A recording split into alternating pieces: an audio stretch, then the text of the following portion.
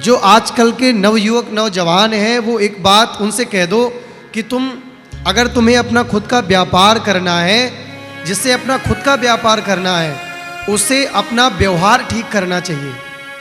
जब तक व्यवहार मधुर नहीं होगा, जब तक आपका बोल चाल, लोगों से मिलना जुलना, उठना बैठना, ये व्यवहार आपका अच्छा नहीं हुआ, तब तक आप व्यापार नहीं कर सकते हो।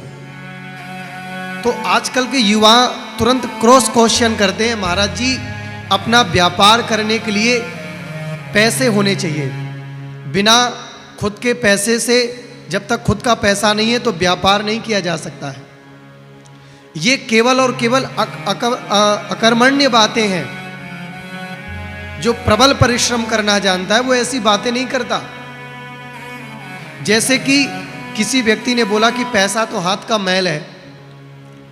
बिल्कुल ऐसा नहीं है। किस संदर्भ में ये बात कही गई है और आप किस संदर्भ में घटा रहे हो ये भी तो सोचो।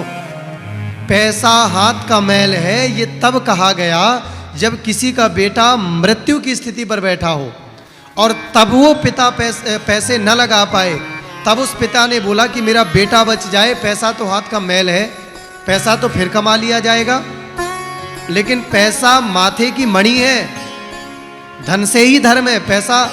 लेकिन पैसा कोई कह दे कि महाराज बैठ करके हाथ पे हाथ रख के पैसा आ जाएगा, नहीं आएगा। प्रबल परिश्रम करना पड़ेगा।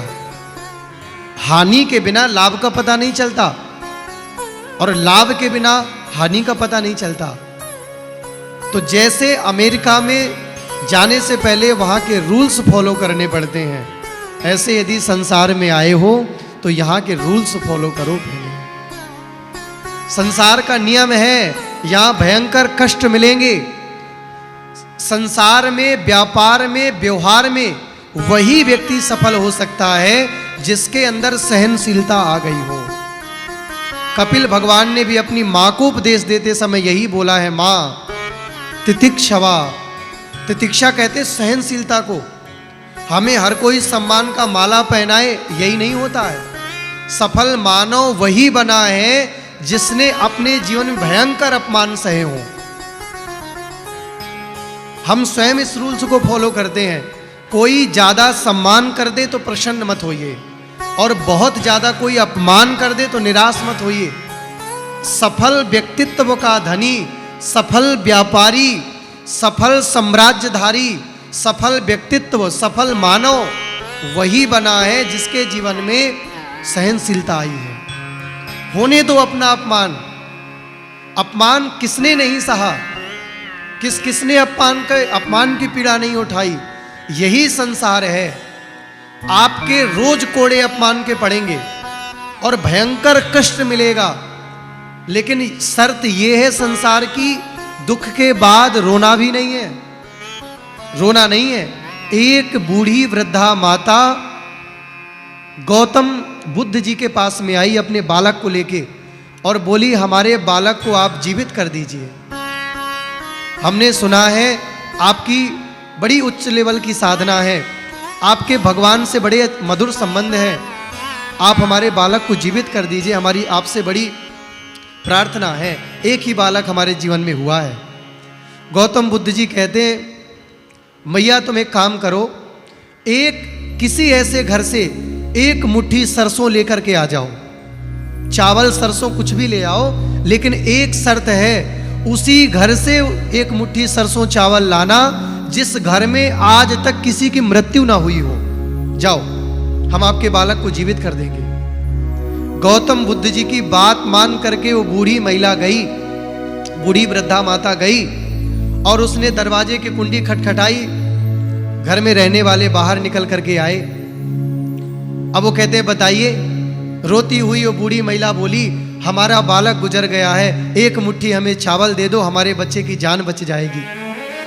अब तुरंत वो घर में रहने वाले परिजन गए, एक मुट्ठी चावल लेकर के आए और जैसे वो बुढ़िया को देने लगे तो जैसे वो अपने झोली में ऐसे चावल को लेने लगी तो पूछा, आपके घर में किसी की मृत्यु तो नहीं हुई?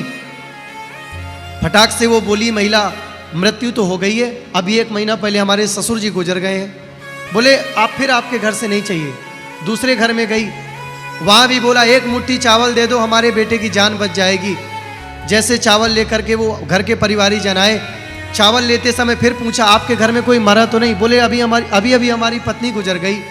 और दूसरे घर में गई, वहाँ भी चावल लेते समय बोला अभी अभी हमारा बेटा गुजर गया। एक भी ऐसा घर नहीं मिला जिस घर में किसी की मृत्यु ना हुई हो। गौतम बुद्ध जी के पास में वो महिला आई। गौतम बुद्ध जी कहते हैं क्यों माता जी ले आई चावल?